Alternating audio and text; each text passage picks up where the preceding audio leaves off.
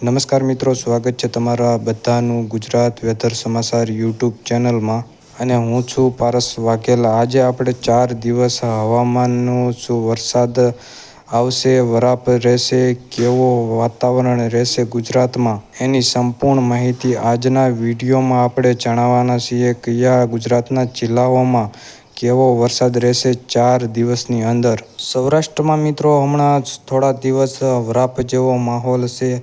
ઉત્તર ગુજરાત અને મધ્ય ગુજરાતમાં હળવા ભારે ઝાપટા પડી રહ્યા છે અને આ સાથે કચ્છમાં પણ હળવા ભારે ઝાપટા પડી રહ્યા છે।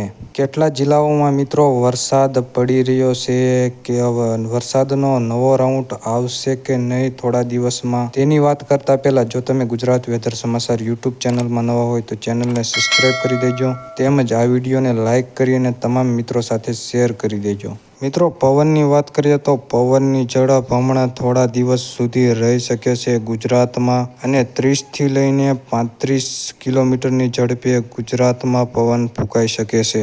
અને વરસાદની વાત કરીએ તો 4 દિવસ સુધી સૌરાષ્ટ્રના અમુક ભાગોમાં, દરિયાકાંઠા વિસ્તારોમાં, ઉત્તર ગુજરાત, દક્ષિણ ગુજરાત અને કચ્છના અમુક વિસ્તારોમાં વરસાદના ઝેરા ઝાપટા શરૂ રહી શકે છે। એનો આપણે ગુજરાતનો નકશો બતાવીને તમને ક્લિયર જણાવવાના છીએ કે કયા જિલ્લાઓમાં વરસાદનું વધારે જોર રહેલું છે। તો આ છે 29 તારીખનો આજનો મેપ। તો આજે ગુજરાતના કયા જિલ્લાઓમાં વરસાદ પડી શકે છે તેની વાત કરીએ તો કચ્છના ભાગો, ઉત્તર ગુજરાત અને મધ્ય ગુજરાતના ભાગો, દક્ષિણ ગુજરાતના ઘણા વિસ્તારોમાં આજે હળવા ભારે ઝાપટા પડી શકે છે, તેમજ સૌરાષ્ટ્રના ભાગો, દરિયાકાંઠા વિસ્તારોના જેમ કે દેવભૂમિ દ્વારકા, જામનગર, પોરબંદર, જૂનાગઢ, ગીર સોમનાથ, અમરેલી, ભાવનગર તેવા વિસ્તારોમાં હળવા ભારે ઝાપટા આવી શકે છે। કચ્છના ભાગોમાં હળવા ભારે, દરિયાકાંઠા વિસ્તારોમાં આવી શકે છે વરસાદ,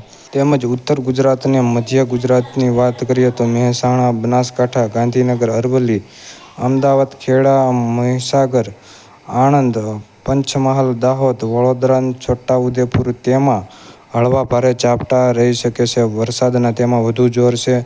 દક્ષિણ ગુજરાતમાં સુરત, તાપી, નવસારી, ડાંગ, વલસાડ તેમાં પણ હળવા ભારે ઝાપટા રહી શકે છે વરસાદના। હવે 30 તારીખની વાત આપણે કરીએ તો અમદાવાદ, ખેડા, ગાંધીનગર, મહેસાણા, આણંદ તેમજ સૌરાષ્ટ્રના અમુક ભાગોમાં ભાવનગર, બોટાદ, સુરેન્દ્રનગર, મોરબી અને રાજકોટ જિલ્લાઓમાં વરસાદના હળવા ભારે ઝાપટા રહી શકે છે।